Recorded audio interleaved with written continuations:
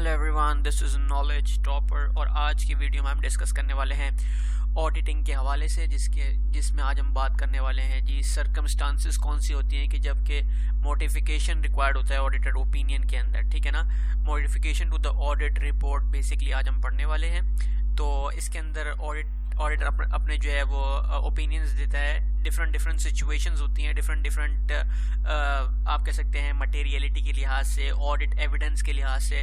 तो उस ओपिनियन के तहत जो है एक ऑडिटर जो है वो अपना ओपिनियन देता है। बहुत ही सिंपल है, एग्जांपल के थ्रू समझाऊंगा। ठीक है, पजल होने की ज़रूरत नहीं है, थ्योरी में उलझने की ज़रूरत नहीं है। सिर्फ और सिर्फ आपने तीनों जो भी मैं आपको हमारे पास जो ओपिनियन है वो मैं आपको बता रहा हूँ, तो वो हर ओपिनियन एक दूसरे से अलग है, समझ जाएंगे आप बिल्कुल आसानी के साथ। ये नहीं करेगा, इसमें कोई मसले वाली बात नहीं है। बहुत सारे लोग जो है वो बहुत सारे टीचर्स वगैरह जो पढ़ा रहे होते हैं वो सब जो है वो थ्योरी में जो है बच्चों को जल्द रटवाने में लगे होते हैं, लेकिन बिल्कुल ऐसा नहीं करें। सिर्फ समझ लें, आप समझ जाएंगे तो आपको खुद पता चल जाएगा कि एक्चुअली वो चीज़ है क्या।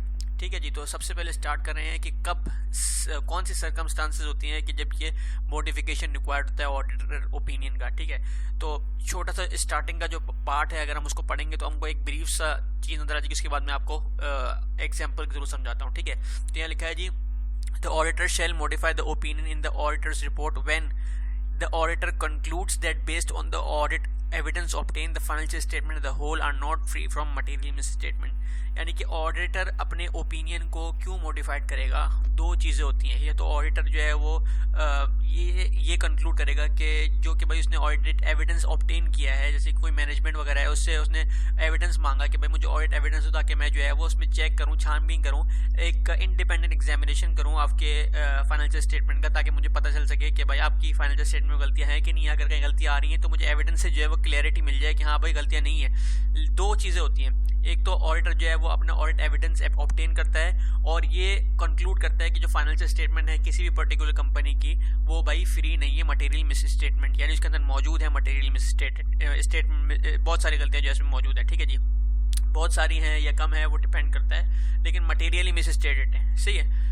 उसके बाद दूसरा होता है कि जी the auditor is unable to obtain sufficient appropriate audit evidence to conclude the financial statement the whole are free from material statement. यानी कि ऑडिटर को मैनेजमेंट एविडेंस ही नहीं दे रही। जब एविडेंस ही नहीं दे रही तो वो क्या कंक्लूड करके देगा, क्या बोलेगा कि फाइनेंशियल स्टेटमेंट, जाहिर सी बात है वो यही बोलेगा कि जो मतलब एक मैनेजमेंट है वो मुझे एविडेंस ही नहीं दे रही तो मैं यही समझूंगा कि फाइनेंशियल स्टेटमेंट में जो है वो कुछ ना कुछ घपला है। तो ये दो चीज़ें होती हैं जो जबकि जो है वो जो आपका ऑडिटर है वो ये चीज़ें जो है वो देखता है और उस हिसाब से जो है फिर फाइनेंशियल स्टेटमेंट का जो है वो अपना ओपिनियन जो है वो जाहिर करता है। ठीक है जी, तो तीन तरह के ओपिनियन होते हैं। तीन तरह के जो ओपिनियन मैं आपको बता रहा हूँ उसको बताने से पहले सिंपल सा एक मेरी जो बात है वो सुन लें। आपके एक जो लेट से कि अगर मैं एग्जांपल लेता हूँ, मैं फर्ज करें मैं पेप्सी का जो है वो ऑडिट कर रहा हूँ। ठीक है, तो अब मैं क्या करता हूँ, मैं सारे जितने भी फाइनेंशियल स्टेटमेंट वगैरह हैं वो मैं चेक करता हूँ, सब चीज़ चेक करता हूँ, हर चीज़ देखता हूँ कि भाई according to the financial reporting framework सारी चीज़ें जो भी रिक्वायर्ड हैं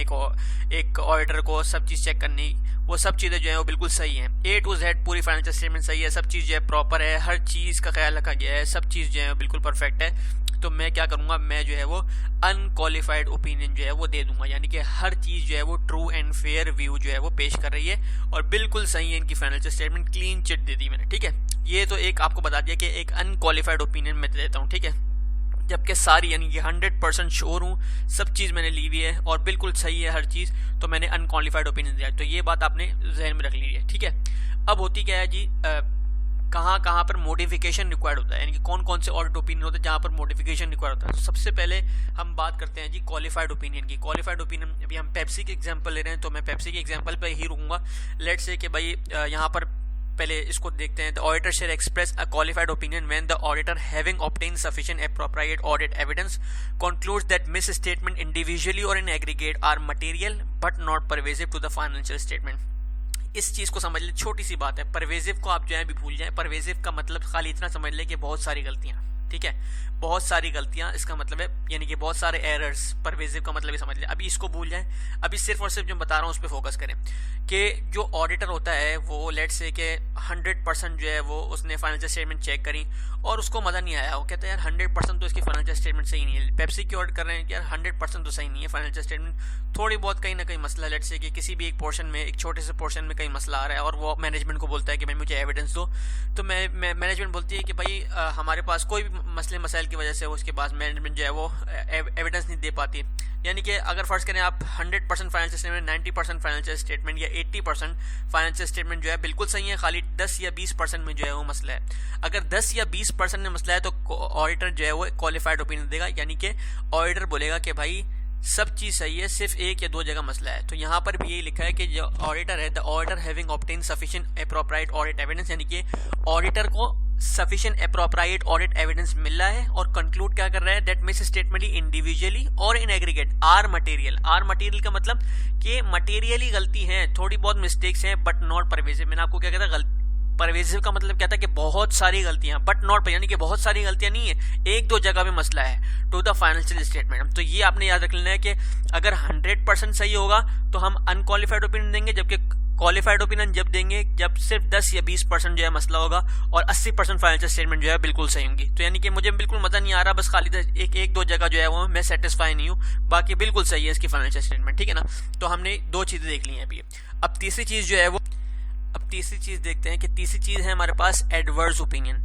एडवर्स ओपिनियन कब देगा auditor, the auditor shall express an adverse opinion when the auditor having obtain sufficient appropriate audit evidence concludes that misstatement individually और in aggregate are both material and pervasive to the financial statement. यानी कि हर major जगह पर auditor को जो है वो mistakes मिल रही है। यानी कि एक बच्चा होता है ना जो कि पढ़ाई में बिल्कुल निकम्मा होता है, मतलब टीचर बोलता है यार मैं किस तरीके से इसको पास करूं, इसने तो कुछ लिखा ही नहीं है। यानी कि बिल्कुल आप कह सकते हैं कि वो बच्चा ऐसा होता है कि जो 100 में से 3 या 4 नंबर ला रहा होगा, मतलब कि हर चीज ही खराब है। अगर फाइनेंशियल स्टेटमेंट की बात करें, एक ऑडिटर जब एग्जामिनेशन कर रहा है, जो फाइनेंशियल स्टेटमेंट का एग्जामिनेशन कर रहा है वो, तो वो देख रहा है कि भाई हर जगह मसला है, मेन जो हेड्स है, मेन जो अकाउंट्स हैं उनके अंदर घपला है, जो कि सारी फाइनेंशियल स्टेटमेंट के ऊपर जो है वो उसका इम्पैक्ट आएगा। जैसे कि आप बात करें रेवेन्यू में मसला आ रहा है, तो आप बात करें एसेट्स में मसला आ रहा है, आप बात करें लायबिलिटीज में मसला आ रहा है। तो ऐसी मेन जगह जहां पर आपको लगता है कि हाँ भाई बिल्कुल ही जो है वो उसका इम्पैक्ट पूरे फाइनेंशियल स्टेटमेंट पे जा रहा है, यानी कि कुछ भी 1% सही नहीं है बिल्कुल भी, तो आपने सिंपल एडवर्स ओपिनियन देना है। यहाँ पे भी लिखा है the auditor shall express an adverse opinion when the auditor having obtain, यानी कि सफिशिएंट एप्रोप्रिएट ऑडिट एविडेंस मिल रहा है उसको, लेकिन वो देख रहा है कि जितनी भी कंक्लूड कर रहा है कि मिस स्टेटमेंट इंडिविजुअली और in aggregate are both material, यानी कि मटेरियल भी है और परवेसिव भी है, दोनों चीजें इसके अंदर मौजूद हैं, ठीक है ना। तो ये चीज आपने देखी। जब एडवर्स ओपिनियन कब आएगा कि जब आप समझे कि 1 या 2% फाइनेंशियल स्टेटमेंट सही है या बिल्कुल 100% बकवास है, 10%, 80% के अंदर 70% के अंदर अगर होगी तो 80% से आप बिलो कह लें कि अगर क्या नाम है इसका फाइनेंशियल स्टेटमेंट के अंदर 80% मिस्टेक्स होंगी या 90% मिस्टेक्स होंगी, तो आप सिंपल जो है वो ये क्लीन जो है वो अपना और एडवर्स ओपिनियन जो है वो आप दे दोगे कि भाई हर जगह जो है वो गलतियां हैं, ठीक है ना। मतलब कि बिल्कुल ही फाइनेंशियल स्टेटमेंट जो है मेन हेड्स जो है वो खराब है उसके बाद हम बात कर रहे हैं जी डिस्क्लेमर ऑफ ओपिनियन।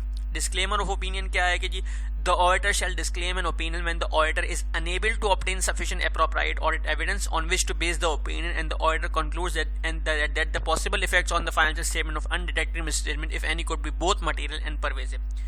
यानी कि हमने 3 सिचुएशंस अभी देख ली हैं। पहले तो हम देखा कि 100% जब श्योर होगा तो अनक्वालिफाइड ओपिनियन देगा, 10 या 20% मसला होगा तो क्वालिफाइड ओपिनियन दे देगा, ठीक है जी। यानी कि 80% सही है, 10 से 20 मतलब 1-2 जगह पे खाली मसला है। एडवर्स ओपिनियन यानी कि बिल्कुल ही खराब है, मतलब ऊपर से लेकर नीचे तक हर जगह मसले मसाइल, हर जगह मसले मसाइल, तो सिंपल एडवर्स ओपिनियन। चौथी कंडीशन है हमारे पास disclaimer of opinion. Disclaimer of opinion कब देगा कि जब आप देखेंगे कि अगर आप पेप्सी की एग्जांपल लेके चल रहे हैं, तो मैंने पेप्सी वालों को बोला कि भाई आप मुझे जो है, उन्होंने फाइनेंशियल स्टेटमेंट मुझे पकड़ा दिए एग्जामिन करने के लिए, मैंने बोला कि भाई मुझे ये मसला आ रहा है, आप मुझे ये एविडेंस दे दीजिए, तो उन्होंने मुझे एविडेंस नहीं दिया, दे ही नहीं रहा एविडेंस। मैं बोल रहा हूँ मुझे एविडेंस देंगे तभी तो मैं अपना काम करूंगा, मैं अपना काम कैसे करूंगा, तो वो एविडेंस दे ही नहीं रहे मुझे। यहाँ पर सिंपल सी सिचुएशन है, ऊपर आप देखें एडवर्स ओपिनियन में भी यहाँ पर हमको हैविंग ऑब्टेन यानी कि हमको अपना सफिशिएंट एप्रोप्रिएट ऑडिट एविडेंस हमको मिल रहा था, यहाँ पर भी मिल रहा था, और हमारे पास जो क्वालिफाइड ओपिनियन है वहां पर भी हमको मिल रहा था। देखिए having obtain sufficient appropriate audit evidence, तो सिंपल एक ये डिस्क्लेमर ऑफ ओपिनियन के अंदर एक वाहिद जगह है कि जहां पर हमको ऑडिट एविडेंस ही नहीं मिल रहा, तो भाई ऑडिट एविडेंस नहीं मिल रहा है तो ऑडिटर कहाँ से छानबीन करेगा, कहाँ से एग्जामिनेशन करेगा, उसको कहाँ से एविडेंस मिलेगा? तो डिस्क्लेमर ऑफ ओपिनियन दे देगा कि भाई मुझे तो एविडेंस दे ही नहीं रही है, तो मैं कहाँ से करूँ? तो सिंपल सी बात है, the auditor shall disclaim an opinion when the auditor is unable to obtain sufficient appropriate audit evidence on which to base the opinion, कि मैं किस बेस पे अपना ओपिनियन जाहिर करूँ, मुझे तो ऑडिट एविडेंस ही नहीं मिल रहा है। तो auditor simple disclaimer of opinion जो है वो दे देगा। तो ये जो है वो ऑडिटर जो है वो ये चार जो है मैंने आपको बताया ओपिनियन जो है वो किन किन सिचुएशन में देगा, जो मैंने आपको सिंपल जो है वो एग्जांपल के थ्रू जो है वो आपको बता दिया है। रटने वटने की जरूरत नहीं है, सिर्फ और सिर्फ जो आपको असल चीज समझना होता है। अगर आप समझ लें इसको तो आप जो है वो बिल्कुल सही तरीके से जो है आपको सब चीज जो है वो समझ में भी आएगी। अगर आप उसको याद भी करेंगे ना तो भी आपको उस चीज को आसानी हो जाएगी याद करने में। तो यहाँ पर आपको मैंने एक चीज बताई कि परवेजिव का मतलब आपने यहाँ पर बिल्कुल भी सिर्फ इतना समझ लें, परवेजिव जो है वो आपका बहुत सारी गलतियां हैं, ठीक है ना, बस इतना समझ लीजिएगा। बाकी सब चीज बिल्कुल सिंपल मैंने आपको बता दी है, ठीक है। तो ये थी जी वीडियो, उम्मीद है आपको समझ में आया होगा। समझ में आया है तो हमारे चैनल और पेज नॉलेज टॉपर को लाइक कीजिए, सब्सक्राइब कीजिए and don't forget to press the bell icon. Thank you जी वेरी मच, अल्लाह हाफिज़।